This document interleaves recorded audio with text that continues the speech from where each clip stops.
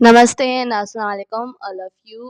आज का जो हमारा यूनिट कहें या फिर सब्जेक्ट कहें तो वो हमारा ट्रॉपिकल सब्जेक्ट या फिर कम्युनिकेबल जो भी डिजीज़ हैं उनको हम आज डिस्कस करने वाले हैं। जितनी भी कम्युनिकेबल डिजीज़ है जिसमें ये सारे टॉपिक हम क्लियर करेंगे। ओवरऑल इनका जो भी किस तरीके से डिजीज़ स्प्रेड होती है, जिस तरीके से हम अगर डिस्कस करते हैं ट्यूबरकुलोसिस का, डिप्थीरिया का, पिटियोसिस, मीज़ल, मम्प्स या फिर कुछ और डिजीज़ है जैसे चिकन पॉक्स, उसके अलावा रूबेला, लेप्रोसी, इस तरीके से सारी डिजीज़ इनके किस तरीके से रूट ऑफ ट्रांसमिशंस ओवरऑल जितनी भी इस डिजीज़ की जो भी चीज़ें आती है ट्रीटमेंट से लेके हर चीज़ को हम डिस्कस करेंगे, कॉजेटिव एजेंट को डिस्कस करेंगे। ओवरऑल हम इसमें कम्युनिकेबल जो डिजीज़ है उनके बारे में डिस्कस करेंगे।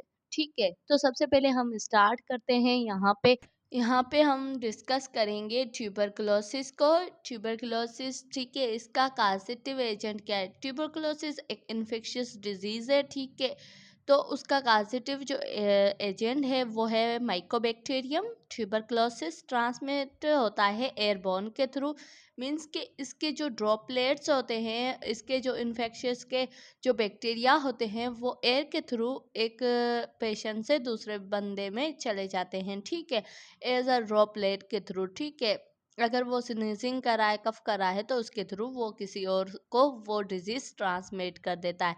उसके अलावा इफेक्ट कहाँ पे करता है? मेनली लंग्स पे इफेक्ट करता है एंड बोन्स, किडनी वो भी इफेक्टेड होती है इसकी वजह से, ठीक है। अगर इसका जो एडवांस स्टेज हो गया तो वो किडनी या फिर बोन्स को इफेक्ट करता है। उसके अलावा अगर हम बात करते हैं सिम्टम की कि ट्यूबरकुलोसिस के कौन से सिम्टम्स होते हैं मोस्टली, अगर हम देखते हैं तो क्रोनिक कफ होगी उस पेशेंट को, जो ट्यूबरकुलोसिस का पेशेंट होता है उसको क्रोनिक कफ होगी। उसके अलावा वेट लॉस और नाइट स्वेट, एंड उसके अलावा हम कहते हैं ना हीमोफेजेसिस, जो हीमोफेटेसिस होगी, ठीक है। उसके अलावा अगर हम बात करते हैं इसकी प्रिवेंशन की, तो बीसीजी जो वैक्सीन होती है एट द बर्थ टाइम जो लगती है वो क्या करती है? प्रिवेंट करती है ट्यूबरकुलोसिस से। उसके अलावा आइसोलेशन, उसके अलावा थेरापीज, जो थेरापी होती है वो क्या करती है?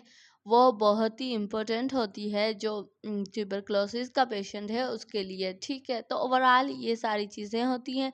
उसके अलावा ट्रीटमेंट और उनको हम बाद में डिस्कस करेंगे कि इसका ट्रीटमेंट क्या है। उसके अलावा इसकी जो भी डायग्नोस है उसको डिस्कस करेंगे। उसके बाद बात करते हैं सेकंड जो डिजीज़ है उसके बारे में कि डिप्थीरिया किसे कहते हैं, इसका कॉजेटिव एजेंट क्या है, ठीक है।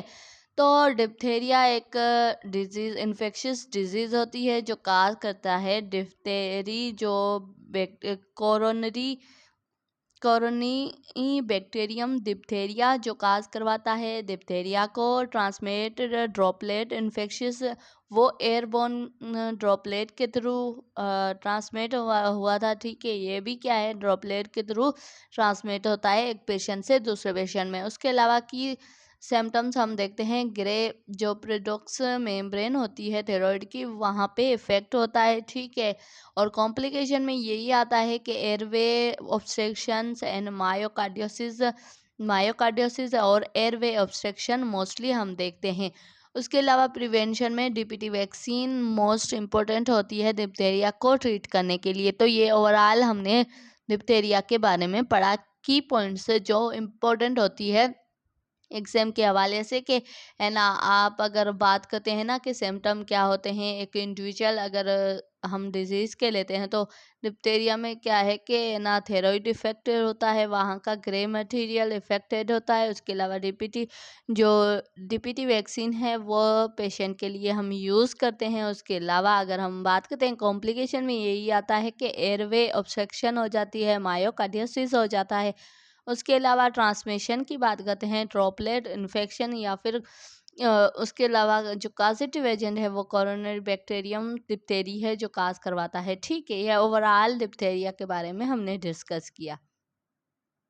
उसके बाद बात करते हैं पिटियोसिस या फिर वेप्सिंग कफ। जो पिटियोसिस डिजीज़ है उसको हम सेकंड नेम में वेप्सिंग कफ भी कहते हैं, जिसमें क्या होता है काजेटिव जो एजेंट है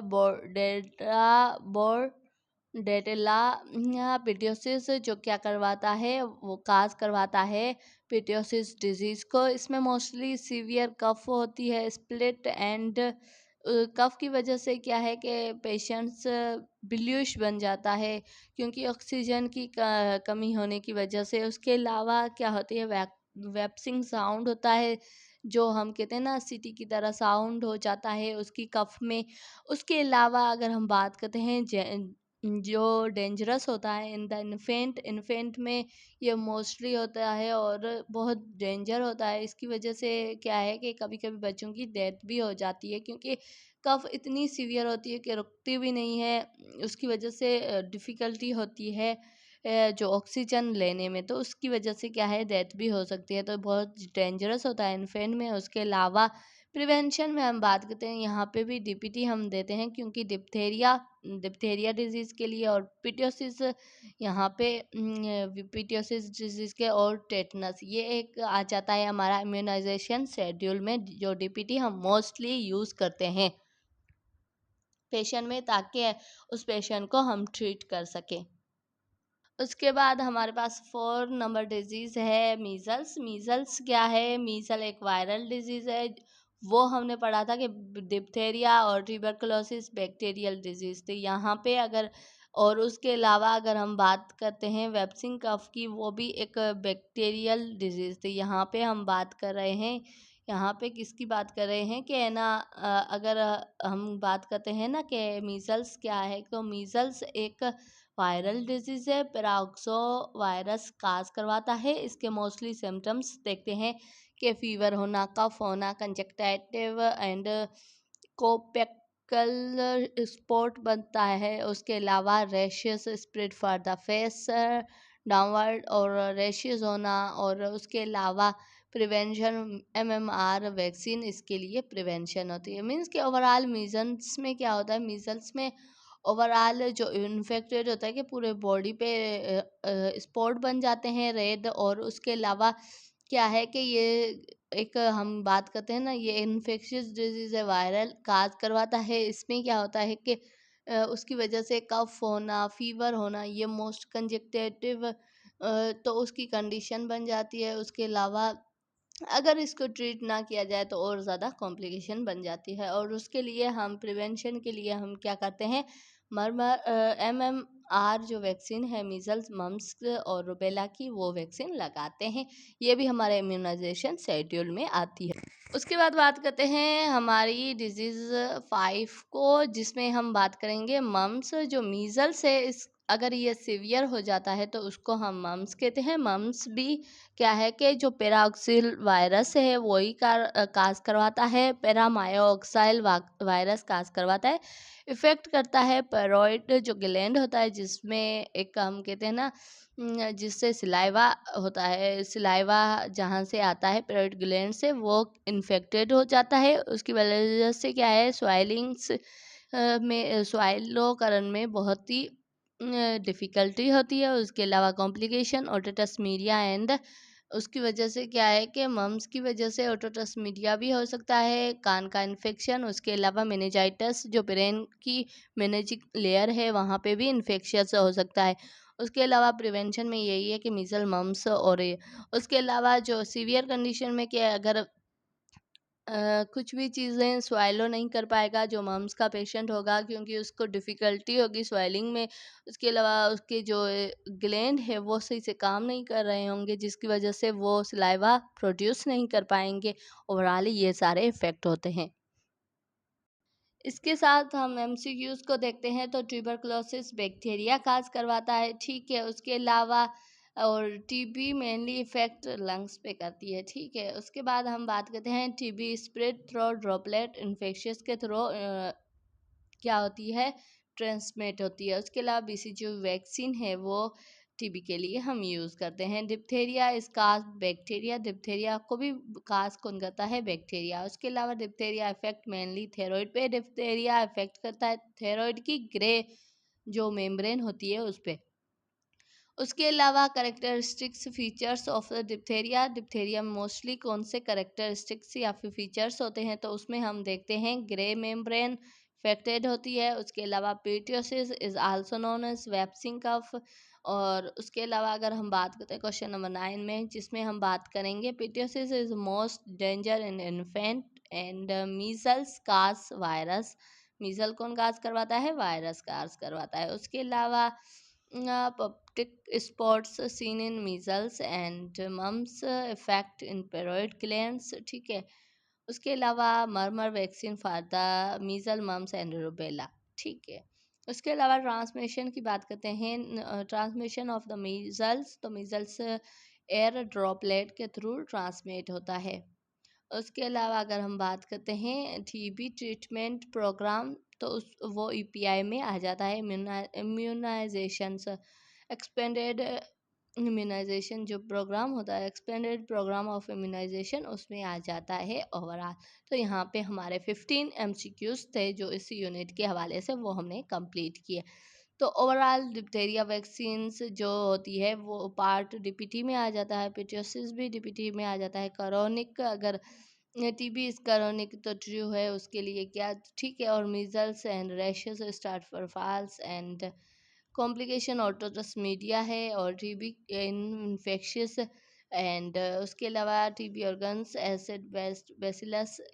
और उसके अलावा अगर हम बात करते हैं diphtheria toxoid effect heart and, जो डिप्थेरिया ज़्यादा टॉक्साइड हो जाता है, इफेक्ट ज़्यादा करता है, तो वो हार्ट पे इफेक्ट करता है। उसके अलावा सीवियर कफ होती है, वैप्सिंग जो हमने पीटीओसिस पढ़ा था उसमें सीवियर कफ होती है। उसके अलावा अगर हम बात करते हैं मीजल्स का इंक्यूबेशन पीरियड कितना होता है, तो मीजल का इंक्यूबेशन पीरियड 10 to 14 डेज होता है, मम्स का 14 to 21 डेज। और उसके अलावा डायग्नोज अगर हम बात करते हैं कि टीबी को किस तरीके से डायग्नोज करते हैं, तो गोल्ड स्टैंडर्ड जो टेस्ट होती है वो स्पटम टेस्ट होती है, जिसके थ्रू हम टीबी को क्या करते हैं, इसको डायग्नोज करते हैं। क्वेश्चन नंबर अगर हम बात करते हैं पॉइंट की, तो 28 नंबर पॉइंट में डिप्थेरिया प्रिवेंट किससे होती है? इम्यूनाइजेशन जो सेक्शन होता है जिसमें हम डीपीटी लगाते हैं उससे प्रिवेंशन होती है। मीजल्स एमएमआर जो वैक्सीन है उससे प्रिवेंट होती है। उसके अलावा अगर हम बात करते हैं टीबी स्प्रेड, तो कफिंग के थ्रू टीबी स्प्रेड होती है। वैक्सीन कफ की बात करते हैं या फिर पीटियोसिस की बात करते हैं, वैक्सीन एज अर्ली चाइल्डहुड में पीटियोसिस वैक्सीन लग जाती है, ठीक है। उसके अलावा मम्स स्प्रेड, तो सिलाइवा जो होता है वो इफ़ेक्ट होता है। और उसके अलावा टीबी एयरबॉर्न डिजीज़ है। और diphtheria membrane can be blocked airway, diphtheria जो है ना उसकी जो ग्रे मेम्ब्रेन होती है वो एयरवे को ब्लॉक कर देती है, इसकी वजह से ऑब्स्ट्रक्शन होती है, ठीक है। और कार्डियोसिस भी हो सकती है। उसके अलावा अगर हम बात करते हैं मीजल्स की, मीजल्स में lead to immune after infectious, तो इसमें क्या है, इम्यून सिस्टम ट्रिगर होता है आफ्टर, अगर इन्फेक्शन के बाद उसके अलावा रिस्पॉन्स होता है इम्यून सिस्टम का। और टीबी इन्फेक्शंस आर क्या है कि जो टीबी इन्फेक्शियस होता है वो इम्यून को और ज़्यादा कंप्रेस कर देता है। वेप्सिंग साउंड किसमें? पीटियोसिस में होता है। मम्स स्वाइलो पेनफुल, मम्स में क्या होता है कि हम स्वाइलो कुछ भी कर रहे होते हैं वो पेनफुल होता है। अगर हम 39 में बात करते हैं मीजल्स रेड और मस्क्यूलर पर्पल, जो मस्क्यूलो पर्पल स्पॉट बन जाते हैं। अगर टीबी की बात करते हैं, TB require long treatment, TB के लिए हमें 6 मंथ तक रेगुलर ट्रीटमेंट करवाना होता है। उसके अलावा डीपीटी वैक्सीन में हम बात करते हैं डिप्थेरिया पिटियोसिस एंड टेटनस आ जाता है। टीबी में भी आर लेटेन एक्टिव, तो टीबी दो टाइप की होती है, लेटेन होती है और एक्टिव टीबी होती है, जो मोस्टली जिसमें सिम्टम्स होते हैं वो एक्टिव टीबी में होते हैं। उसके अलावा अगर हम बात करते हैं measles is a highly contaminated, measle highly contaminated है। मम्स में क्या होता है, मेनिंजाइटिस होती है इसकी कॉम्प्लिकेशन। अगर उसके अलावा हम बात करते हैं कि टीबी कॉमनली सिम्टम्स क्या होता है, वेट लॉस होना, नाइट स्वेट होना टीबी में मोस्टली होता है। डिप्थेरिया डिप्थेरिया क्या है, प्रीडॉक्स मेम्ब्रेन रिमूव एंड डेंजरस। वो क्या है कि बहुत ही डेंजरस होता है। डिप्थेरिया में वहाँ पे ग्रे मटेरियल इफेक्ट होता है, वहाँ की मेम्ब्रेन को अगर रिमूव किया जाए तो वो डेंजरस होता है। उसके अलावा अगर हम बात करते हैं पिटियोसिस कफ लीस्ट वीक्स एंड उसके अलावा अगर हम बात करते हैं टीबी को किस तरीके से प्रिवेंशन करते हैं, तो वेंटिलेशन भी हम देते हैं। और उसके अलावा measle virus is a paramyxo virus and mumps mainly effect in children. तो ओवरऑल यहाँ पे हमने 50 जो इसकी की पॉइंट्स थी जिनको हमने एक अच्छे तरीके से पढ़ा है कि किस तरीके से ये की पॉइंट के थ्रू हम इसको ओवरऑल डिस्कस करते हैं। तो ये ओवरऑल हमने इसको डिस्कस किया, इसके जो भी की पॉइंट्स थी उनको डिस्कस किया कि क्या क्या चीज़ें आ जाती है mainly. So thank you so much. आज ओवरऑल हमने measles, mumps, diphtheria, pertussis and tuberculosis इन 5 डिजीज को क्लियर किया है। So thank you so much. मिलते हैं नेक्स्ट वीडियो में नए टॉपिक के साथ, तब तक टेक केयर।